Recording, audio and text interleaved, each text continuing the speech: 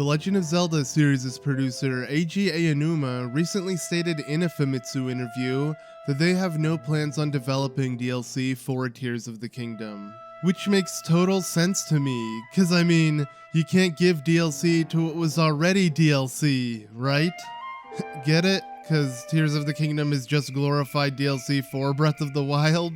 Oh, brother! Sarcasm aside, as Tears of the Kingdom has given us far more than what DLC could have provided, taking the series into new heights and making its prequel feel inferior in comparison.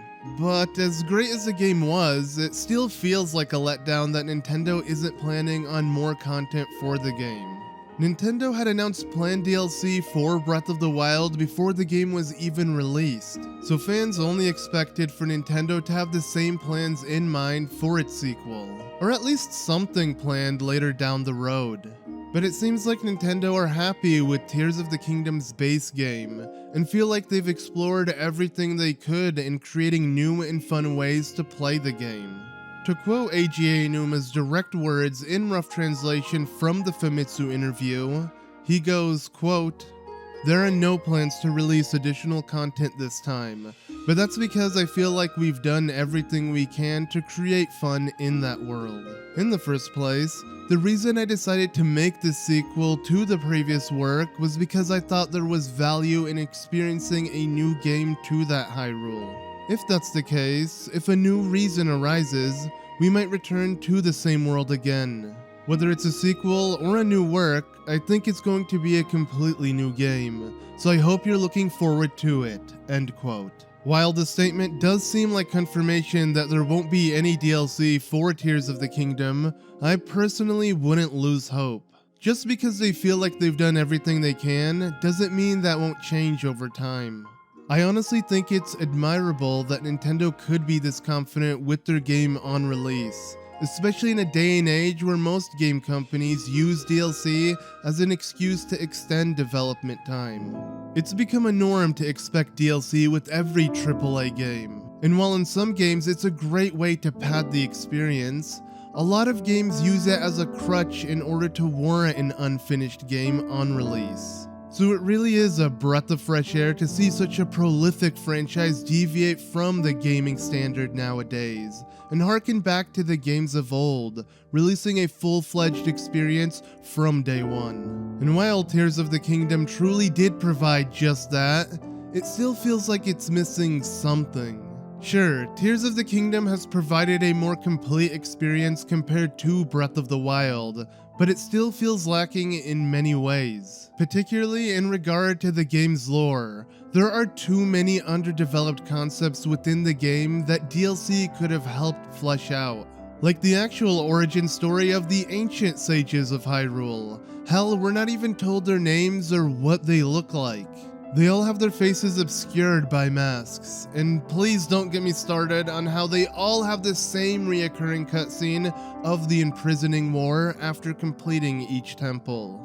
It's baffling what little effort Nintendo put into character backstories. For example, a main character like Ganondorf could benefit from a more thorough explanation of his ultimate betrayal to Hyrule and his own people. We witnessed the Gerudo alongside Ganondorf in the early memories, and later on, we see the Gerudo Sage help aid Hyrule in defeating Ganondorf in the later memories. So my question is, what happened during the time between those two events? It would have been quite interesting to see what caused the Gerudo to betray their king. All of these story concepts that Tears of the Kingdom barely explored could have been further deepened thanks to DLC. Similar to Breath of the Wild's DLC with the Champions Ballad, as it further explored a backstory for each of the fallen champions. Or how about Link and Zelda's relationship? If this is the last time we'll be seeing these versions of Link and Zelda, it would be nice to have some conclusion to their story, rather than Link just mindlessly staring at her like he's done from the very beginning of their relationship. But outside the game's lackluster story, in terms of gameplay, one major thing fans, including myself, have been requesting is Master Mode. This is Breath of the Wild's hard mode, previously known as Hero Mode in the series prior. While games before Breath of the Wild had this mode as a part of the base game, Breath of the Wild added Master Mode as DLC. So naturally fans assumed that Tears of the Kingdom would also receive Master Mode as DLC. Yet with Nintendo's current decision of not adding DLC, this just seems like a majorly missed opportunity. Tears of the Kingdom remedied Breath of the Wild's infamous weapon durability issue by allowing the player to fuse monster parts with their weapons, giving the player more variety than before. In Breath of the Wild, enemies continuously regain their health in Master Mode. It made facing some enemies feel like a waste, since you could destroy your weapon on various enemies and gain nothing in return. But now, Tears of the Kingdom has given the player an incentive to kill enemies, because they drop valuable monster parts that can be fused to your weapons. So you would actually seek out more difficult enemies to acquire better parts to fuse with your weapons. Especially if they could provide golden monster parts, as Master Mode introduced gold-colored enemies that ranked above silver enemies. So it would be a real shame if we don't get Master Mode added in the future, but I hope Nintendo does eventually get around to it. Even if they don't plan on waves of DLC for the game, they could always add it as a free update. Similar to how Super Mario Odyssey didn't have any actual planned DLC, but later on got free DLC like Luigi's Balloon World. Another concept that feels incomplete in Tears of the Kingdom are your total hearts. Once you complete all 152 shrines and then upgrade your stamina to the max, then allocate the rest to your hearts, you'll be missing 2 of your heart containers from the max of 40.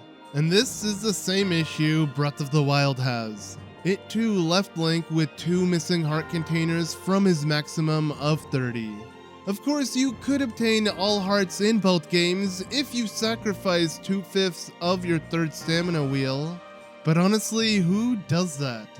Sadly, even with Breath of the Wild's DLC, the game never fixed that issue, so while many theorize that Nintendo must have 8 shrines planned for future DLC for Tears of the Kingdom, they never considered it in Breath of the Wild's DLC, so I doubt it.